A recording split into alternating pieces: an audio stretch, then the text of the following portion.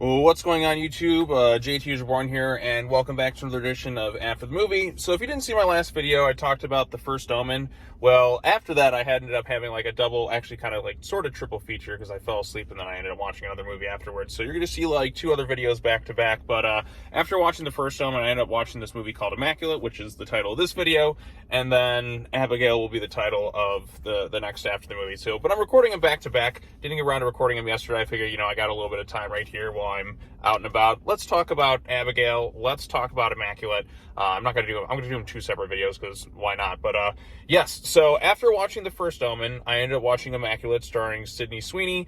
And oh boy, probably one of the most messed up double features I've had to watch in quite a while. I mean, it's kind of this thing where sometimes movies get released that carry over kind of similar themes, deal with similar subject matter, and both movies basically kind of deal with a nun going someplace and being kind of forced to birth the Antichrist in a way. So, well, what a strange timing for these types of films. Now, the way they're kind of, the stories are told and stylistically, they are very different. I think First Omen was probably the better film, a lot more intense, a lot more memorable in a lot of ways. I think Immaculate's a lot easier to kind of digest in some ways. Like it's not always like fully like supernatural cult kind of, but it kind of is in a way with some of the stuff they got going on here. It feels a little bit more grounded, I guess, in reality.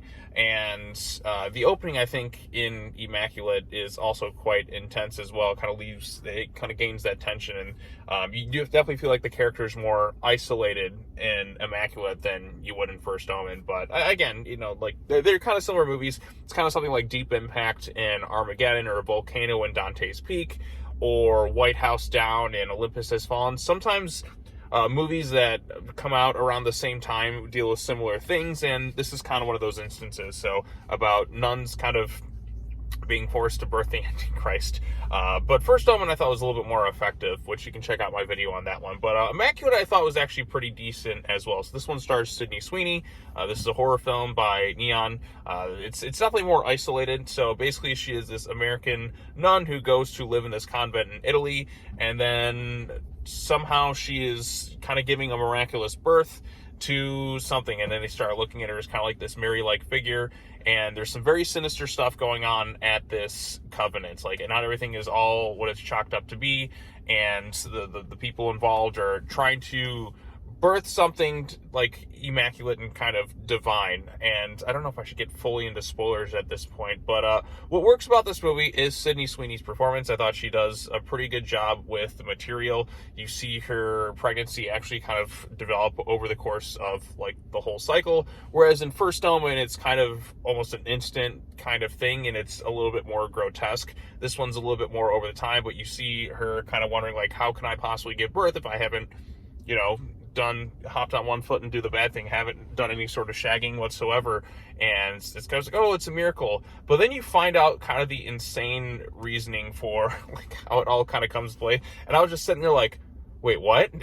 Whereas First Omen, it's like, okay, there's some crazy like religious cult-like stuff. They're trying to basically birth the Antichrist so more people will come back to the church because they want to maintain power, because, just being good and Christian is enough for some of these people within the church. Here it's kind of a similar thing, but the explanation for it, like, I kind of was like, wait, what? Like, I guess I'll get into some spoilers here at this point, but like I said, if you like First Omen, you may like this one. I don't think this one's nearly as scary or effective as it. Like, I didn't really feel terrified in this film. Although I do think the ending of this one, because it wraps itself up in a nice, more like neat little bow. There's also a lot that kind of lets you like play in your mind too. Like, it doesn't outright show a lot of stuff, so it leaves it kind of ambiguous. Like, it kind of forces you to use your imagination at times, which sometimes be a little bit more effective. But I did kind of like that this ending felt more final. Like, it didn't feel it necessarily had to sequel bait or set anything else up. Because again, this one's not based on a well-known IP like the First Omen was. And I know it's kind of weird that I keep comparing these two movies, but I did watch them back to back, and they do deal with similar themes. So yeah, like I said, Sydney Sweeney's performance is good, but the explanation for all this stuff is just pretty kooky. I guess I'll get into spoilers right here. So basically, there's this priest here who used to be a geneticist, because of course, and basically he's trying to take like the nails that Jesus was nailed to the cross with, and kind of take that divine DNA, if you will, kind of birth the next Messiah by kind of almost pulling like a junior, just implanting the DNA in this, you know, young, unsuspecting nuns to kind of birth the new Messiah. So they're not quite necessarily looking for the obvious Antichrist stuff like in First Omen, but it's basically kind of what it is. I mean, even when she kind of gives birth at the end of the movie, you don't see what it is. Like, she gives birth right in the spot, she's screaming, and you just hear it making weird, creepy animal noises. She just smashes that thing with the rock. It's like, okay, I'm done with this thing. But yeah, so apparently they've been doing all these crazy experiments on different people, and anyone tries to escape, they kill him, or, you know, they'll bury him alive and such. So a very nasty, sinister stuff going on here, and I feel like I needed like a palate cleanser after watching these two movies back to back, because I'm like, my goodness, like, or maybe I should just go on a spree of just watching like horror nun-focused movies as well, because I mean, you have like the Conjuring movies with the nun. I remember also watching a movie in like 2005 called The Nun, and the nun in that one sometimes is like CGI and roars like a T-Rex, and it was hilariously stupid. But I kind of want to watch that one again, because it's been many years. Maybe it like doesn't, maybe it like is a little bit more less, maybe it's funnier than I remember or something. So, but of course, you know, I got the Conjuring films as well. But like I said, this one, it is effective enough. It doesn't quite push the envelope or have anything all that entirely memorable, except for kind of the crazy explanation for this priest being a geneticist, and they're trying to birth this, kind of have this divine birth going on here. Like Sydney's character, like, she actually does showcase some intelligence in her ways to try and get out of the situation. Like, she tries to fake a miscarriage one time to kind of go to the hospital. She can get away from this covenant because she knows there's some sinister stuff going on. There is a bit of an intriguing mystery as you're kind of watching it unfold. Like, okay, what's really going on here? And that's part of the fun of it all. And again, if you're kind of looking for something a little bit more, less off the mainstream, then maybe this will be for you.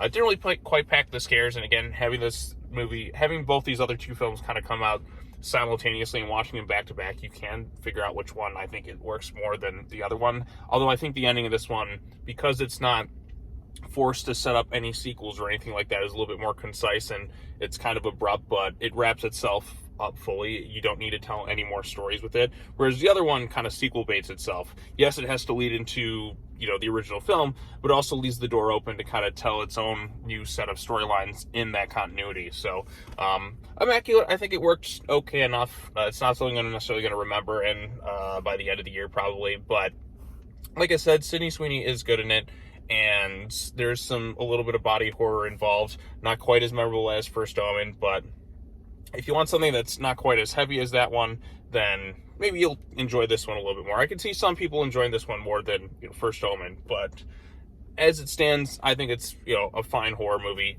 Maybe it's not the best idea to watch two of these types of movies back to back late at night, right before bed, but because it gave me at least some really, really weird dreams upon it. So after that, I'm like, you know what? Maybe I should take a break and watch something next, which we'll get into in the next video right here. But if you've seen Immaculate or you've seen First Omen or anything like that, what did you think of both of them? I know this is kind of more of a comparison video, not so much fully a review, but I don't have quite as much to say about this one as I did the other film. But, you know, it wasn't half bad. It didn't really anger me or anything like that. It's a little unintentionally funny at times.